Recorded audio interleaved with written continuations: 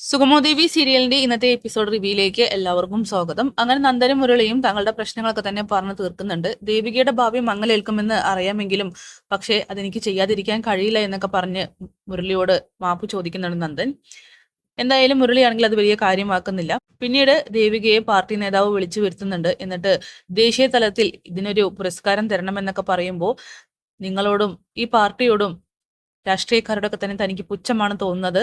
എന്റെ മനസാക്ഷി തന്നെ എനിക്കൊരു പുരസ്കാരം തന്നു കഴിഞ്ഞു വഞ്ചകി, അത് തന്നെ ധാരാളമാണെന്നൊക്കെ ദേവിക പറയുന്നു. എന്തായാലും ഇസബല്ലയാണെങ്കിൽ പറഞ്ഞ തുക കൈപ്പറ്റുന്നുണ്ട്. ആർ കെ നായർക്കാണെങ്കിൽ ഒത്തിരി സന്തോഷാവുകയാണ്. ലാഭത്തിന്റെ വിഹിതം കൃത്യമായി തന്നെ എത്തിക്കുമെന്ന് അയാൾ വാക്ക് കൊടുക്കുന്നു. പിന്നീട് ഗിരീഷ് ആണെങ്കിൽ ഈ കാര്യങ്ങളൊക്കെ അറിഞ്ഞ് ചന്ദ്രോത്ത് വീട്ടിലേക്ക് പാഞ്ഞെത്തുന്നുണ്ട്. അങ്ങനെ ഗിരീഷ് പറഞ്ഞിട്ടാണ് പ്രഭാവതിയും ആ ഒരു സൈൻ ചെയ്ത കാര്യം അറിയുന്നത്. പ്രഭയ്ക്കാണെങ്കിൽ ആകെ പേടിയാവുകയാണ്. സിദ്ധാർത്ഥനുമായിട്ട് ഗിരീഷ് സംസാരിക്കുമെന്നും അതിന്റെ പേരിൽ വഴക്കുണ്ടാക്കുമെന്നൊക്കെ അയാൾ വ്യക്തമാക്കുന്നുണ്ട്. എന്നിട്ട് സിദ്ധുവിനെ കണ്ട് കാര്യങ്ങൾ പറയുമ്പോൾ അപ്പോഴാണ് സിദ്ധു പോലും അറിയുന്നത്. ദേവികയെ ചന്ദ്രോത്ത് വീട്ടിലേക്ക് വിളിച്ചു വരുത്തുന്നുണ്ട്. ദേവികയാണെങ്കിൽ പേടിച്ച് വിറച്ച് അങ്ങോട്ട് വരികയാണ്. സിദ്ധുവിനെ ഫേസ് ചെയ്യാൻ പോലും അവൾക്ക് കഴിയുന്നില്ല. അങ്ങനെ ദേവിക അച്ഛൻ എന്തിനാ എന്നെ വിളിച്ചെന്ന് ചോദിക്കുമ്പോൾ എന്തിനാ ഞാൻ വിളിച്ചതെന്ന് നിനക്ക് അറിയില്ലേടി എന്നിങ്ങനെ പറഞ്ഞ് സിദ്ധാർത്ഥനാണെങ്കിൽ പൊട്ടിത്തെറിക്കുകയാണ്. അങ്ങനെ ഗിരിയേട്ടാന്ന് വിളിക്കുമ്പോൾ ദേവിക തന്നിൽ നിന്ന് ഞാൻ ഒരിക്കലും ഇത്തരമൊരു കാര്യം പ്രതീക്ഷിച്ചില്ല. രജനിക്ക് വരെ വധഭീഷണി വന്നു, എന്നിട്ട് ഞാൻ കുലുങ്ങിയില്ല. പക്ഷേ നീ നീ എന്തിനാ ഇങ്ങനെ ചെയ്തത്? അതും സാറ് പോലും അറിയാതെ, സാറിന്റെ അറിവില്ലാതെയാണോ നീ ഇത് പ്രവർത്തിച്ചെന്നൊക്കെ ചോദിക്കുമ്പോൾ എനിക്ക് അങ്ങനെ ചെയ്യേണ്ടി വന്നു എന്ന് പറഞ്ഞുകൊണ്ട് ദേവികയാണെങ്കിൽ പ്രഭാവതിയെ നോക്കുന്നു. പ്രഭയാണെങ്കിൽ എന്ത് പറയണമെന്നറിയാതെ തല താഴ്ത്തി കണ്ണ് നിറഞ്ഞങ്ങനെ നിൽക്കുകയാണ്.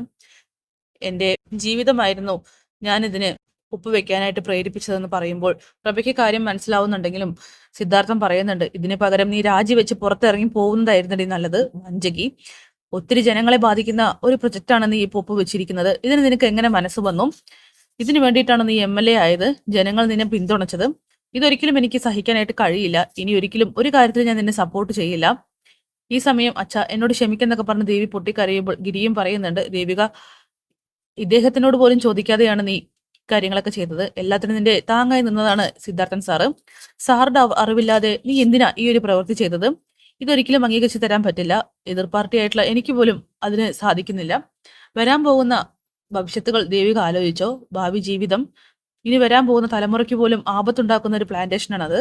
ഇത് കേട്ട് ദേവിക പറയുന്നുണ്ട്, എനിക്കെല്ലാം അറിയാം ഗിരിയേട്ടാ, പക്ഷെ എന്നോടിപ്പോ ഒന്നും ചോദിക്കണ്ട എന്ന് പറഞ്ഞുകൊണ്ട് അവളാണെങ്കിൽ ആകെ തളരുകയാണ്. പക്ഷെ സിദ്ധാർത്ഥൻ അത് വിടാൻ തയ്യാറാകുന്നില്ല. സിദ്ധു പോട്ടെ, അത് ഒരു അറിവില്ലായ്മ കൊണ്ട് ചെയ്തതാണെന്നൊക്കെ പറയുമ്പോൾ ദേവികയാണെങ്കിൽ പ്രഭാവതിയെ തുറച്ചു നോക്കുന്നുണ്ട്.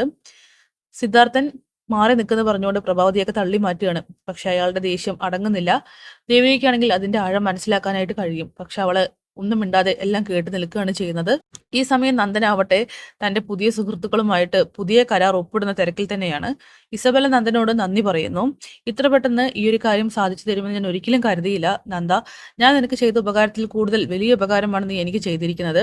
എന്റെ കുടുംബം രക്ഷപ്പെട്ടു എന്നൊക്കെ പറഞ്ഞ് വീണ്ടും അവൾ നാടകം ഇറക്കുകയാണ്. ഇസബെല്ല നന്ദിയൊന്നും വേണ്ട, എന്റെ ജീവിതവും ഇസബെല്ലയുടെ കയ്യിലായിരുന്നല്ലോ. ഇസബെല്ല കാരണം കൊണ്ടാണ് ഞാനും ഇപ്പോൾ ഇവിടെ ഇങ്ങനെ നിൽക്കുന്നത്. അതുകൊണ്ട് നന്ദി പ്രകടനമൊന്നും വേണ്ടെന്ന് ഇങ്ങനെ പറയുന്നു. എന്നാലും അങ്ങനെയല്ല, നമ്മൾ ഇനി ഒറ്റക്കെട്ടാണ്. ഇതൊരു തുടക്കം മാത്രമാണ്. നമ്മളുടെ ഫ്രണ്ട്ഷിപ്പ് ഇനി നീണ്ടു നിവർന്നിങ്ങനെ പോകും. അതുകൊണ്ട് തന്നെ കൈ തന്ന് നമുക്ക് അതൊന്ന് പുനഃസ്ഥാപിക്കാം എന്നൊക്കെ പറയുമ്പോൾ നന്ദനാണെങ്കിൽ അതിനൊട്ടും തന്നെ താല്പര്യം കാണിക്കുന്നില്ല. കാരണം അവന്റെ മനസ്സിൽ മുഴുവനും ദേവികയുടെ തല കുനിച്ചുള്ള മുഖം മാത്രമാണ്. തന്റെ സ്വന്തം ഭാര്യയെ തല കുനിപ്പിച്ചുകൊണ്ടാണ് പ്രിയപ്പെട്ട സുഹൃത്തുക്കൾക്ക് വേണ്ടിയിട്ട് അവന്റെ സ്വാർത്ഥതയ്ക്ക് വേണ്ടിയിട്ട് അങ്ങനെ ചെയ്തിരിക്കുന്നത്. അങ്ങനെ ഇസബെല്ല പറയുന്നുണ്ട്, നന്ദൻ എന്താ കൈ തരാത്തത്? കെവിൻ ആണെങ്കിൽ ഇസബെല്ലയുടെ കയ്യിൽ പിടിച്ച് ഈ ഒരു കരാറിൽ ഒപ്പിടുകയാണ്. കാരണം ഇനി എല്ലാ ചതിക്കും വഞ്ചനയ്ക്കും കൂടെ ഉണ്ടാകുമെന്നുള്ളൊരു സത്യം കൊടുക്കലും കൂടിയാണത്. നന്ദനാണെങ്കിൽ അത് തയ്യാറാകാത്തത് കൊണ്ട് തന്നെ ഇസബെല്ലയാണെങ്കിൽ അവനെ നോക്കുന്നുണ്ട്. നന്ദൻ മനസ്സോട് കൂടിയിട്ട് അവരുടെ കയ്യിൽ കയറി പിടിക്കുന്നു. എന്തായാലും വീണ്ടും നന്ദൻ തെറ്റുകളിലേക്കാണ് നടന്നുകൊണ്ടിരിക്കുന്നത്. ഇസബെല്ല എന്ന വൻ ചതി അറിയാതെയാണ് നന്ദൻ മുന്നോട്ട് പോയിക്കൊണ്ടിരിക്കുന്നത്. അപ്പൊ കാത്തിരിക്കാം കിടിലൻ എപ്പിസോഡിനായിട്ട്. Bye bye.